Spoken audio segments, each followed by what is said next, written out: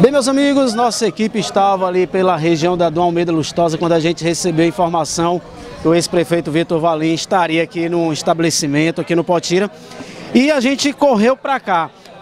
Tirar alguns esclarecimentos, né, prefeito? O senhor terminou seu mandato aí há pouco mais de um mês, foi um mandato marcado por um avanço social gigantesco e hoje a gente já vê muitos desses programas sociais sofrendo nessa nova gestão.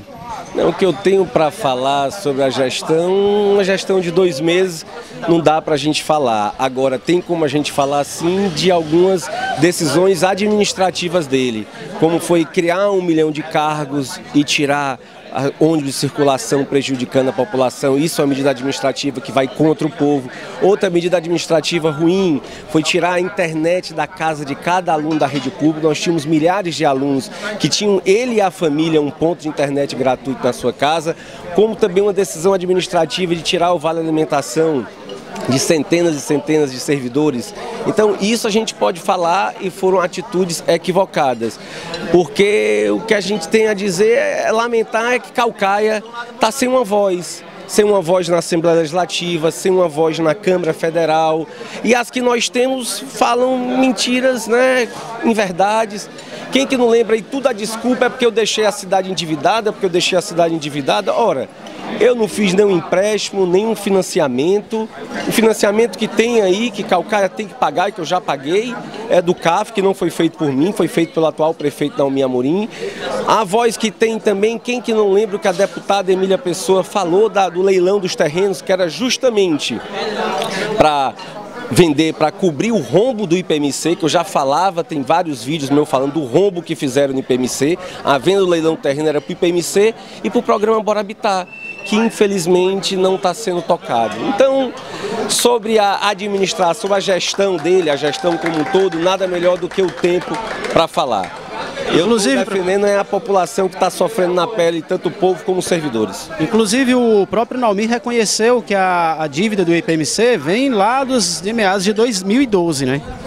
Durante a nossa gestão nós fomos condecorados, né, como um dos melhores do país, de cidades acima de 100 mil habitantes. Então os números falam por si só e esse rombo eu vinha falando, mas infelizmente prefiro usar o microfone da Assembleia, a deputada Emília, para falar em verdades e prejudicando o povo, porque não houve o leilão e aí não teve o dinheiro para o IPMC e não teve também mais recursos para deixar assegurado o programa Bora Habitar, que infelizmente nessa atual gestão e as vozes estão caladas na Assembleia e na Câmara Federal para defender o povo, que merece andar de ônibus, merece ter internet em casa, que servidor merece ser melhor tratado, que o IPMC merece ser resolvido o problema do rombo dele, e o programa tem direito a continuar o programa Bora Habitar, que tem muito terreno da prefeitura, que tem que cumprir a função social, que é dar moradia ao povo. Prefeito, só para a gente finalizar, né? O seu mandato foi marcado por inúmeros programas sociais, não só o Bora Conectar, o Bora Habitar, né, a distribuição de 45 mil tablets. De onde saiu a inspiração para tantos programas sociais? A inspiração saiu de um gestor que queria entregar para o povo, né? Tenho defeitos como todo mundo, mas o que eu tinha de recurso eu entreguei para a população. Seja devolver os impostos através do ônibus gratuito, devolver os impostos através de internet na sua casa, devolver os impostos em tratar melhor os servidores, em vale alimentação, que era um investimento de mais de 2 milhões de reais todo mês. Então veio realmente de querer tratar o servidor bem, quem trata o povo, e devolver à população parte do que ele paga em impostos, e principalmente para a população mais carente. Porque o programa Bora de Graça não era um programa só de mobilidade urbana, era um programa de transferência de renda. E isso realmente precisa ser dito, e o povo está sentindo, né, em passar horas esperando que um transporte público passe. Na minha gestão tinham problemas? Tinham, mas nós tínhamos aí mais de quase 30 ônibus a mais, então eram mais rotas, o povo esperava menos. Hoje em dia realmente preferiu criar 1 milhão de cargos e tirar 1 milhão do programa Bora de Graça. Aí são decisões administrativas e o tempo vai dizer se essa gestão está acertando ou se o povo realmente está retrocedendo de direitos adquiridos. O senhor tocou um ponto importante, até encerrar, mas eu acho que não tem como deixar de falar nisso. Servidores públicos municipais, sua gestão foi marcada realmente por ser abraçado pelos servidores, porque valorizava. E recentemente houve uma reforma e os servidores alegam que não houve diálogo com a categoria. Como é que o senhor avalia essa reforma? Primeiro eu quero aqui, que a gente está usurpando aqui o espaço, agradecer o Gaúcho, né? Viemos aqui almoçar, você chegou, eu estou sempre disponível, eu não fujo de pergunta, eu não fujo porque a vida de um gestor foi transparente. Então, tudo que eu fiz na minha administração foi com transparência. E a tua pergunta foi sobre... Os servidores, a reforma da Previdência.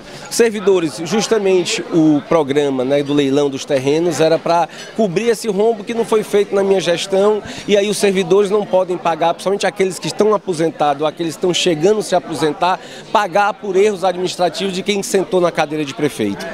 Porque realmente foi muito danoso o que fizeram com os servidores, investir o dinheiro que é dos servidores em fundos realmente que viraram pó, fundos realmente esses que foram aí eivados de investigação da Polícia Federal, mostrado claramente que foram criados para ludibriar, para enganar o povo, e aí o dinheiro do servidor suado está realmente investido nesses fundos que hoje em dia não valem nada. Foi um grande rombo que o Instituto de Previdência do município tinha que ter ações administrativas, por isso que era leilão dos terrenos, para sanar essa dívida e para investir no programa Bora Habitar. Aí eu pergunto, onde estão as vozes que deveriam estar falando, defendendo o povo, seja na Assembleia Legislativa ou seja na Câmara Federal? Não defendendo governos, e sim que o povo ande de ônibus, que tenha internet, que servidor seja bem tratado, resolver o problema habitacional das terras ociosas da Prefeitura, como também o programa do IPMC. Então as vozes têm que falar em defesa do servidor e da população.